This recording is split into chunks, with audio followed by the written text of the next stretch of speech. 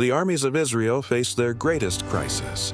For 40 days, they had been camped in the valley of Elah, staring across at their enemies, the Philistines. But this wasn't an ordinary standoff. Every morning and evening, a giant named Goliath emerged from the Philistine camp. He stood over 9 feet tall, wearing bronze armor that weighed 125 pounds. His spear was like a weaver's beam, with an iron point weighing 15 pounds. A shield-bearer walked ahead of him. Goliath's voice thundered across the valley. "Why do you come out and line up for battle? Choose a man and have him come down to me. If he can fight and kill me, we will become your subjects. But if I overcome him and kill him, you will become our subjects and serve us."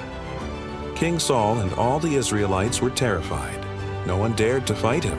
A young shepherd boy named David arrived at the camp, bringing food for his 3 older brothers who were soldiers. He heard Goliath's taunts and saw the fear in the soldiers' eyes. Who is this uncircumcised Philistine that he should defy the armies of the living God? David asked boldly. When King Saul heard about David's courage, he summoned him. David said, "Let no one lose heart. Your servant will go and fight this Philistine." Saul replied, "You can't go fight him. You're only a boy, and he's been a warrior since his youth." But David insisted, "Your servant has been keeping his father's sheep. When a lion or a bear came and carried off a lamb, I went after it, struck it, and rescued the lamb. The Lord who rescued me from the paw of the lion and the bear will rescue me from the hand of this Philistine."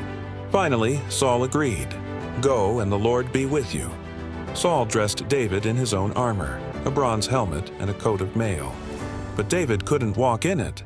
"I cannot go in these," he said, "because I'm not used to them." So he took them off. Instead, David chose 5 smooth stones from a stream and put them in his shepherd's bag. With his sling in hand, he approached Goliath. When Goliath saw David, just a boy, ruddy and handsome, he was insulted. "Am I a dog that you come at me with sticks?" he roared. "Come here, and I'll give your flesh to the birds and wild animals." David answered fearlessly, "You come against me with sword and spear and javelin, but I come against you in the name of the Lord Almighty, the God of the armies of Israel, whom you have defied. This day the Lord will deliver you into my hands. All those gathered here will know that it is not by sword or spear that the Lord saves, for the battle is the Lord's." As Goliath moved closer, David ran quickly toward the battle line. Reaching into his bag, he took out a stone, slung it, and struck the Philistine on the forehead. The stone sank deep, and Goliath fell face down on the ground, dead. David ran, stood over him, took Goliath's own sword, and cut off his head. When the Philistines saw their hero was dead, they turned and ran. The Israelites pursued them with shouts of victory. David's victory wasn't about physical strength, it was about faith. While everyone else saw an unbeatable giant, David saw an opportunity to trust God. He didn't rely on conventional weapons or armor, but on his relationship with God and the skills God had given him as a shepherd.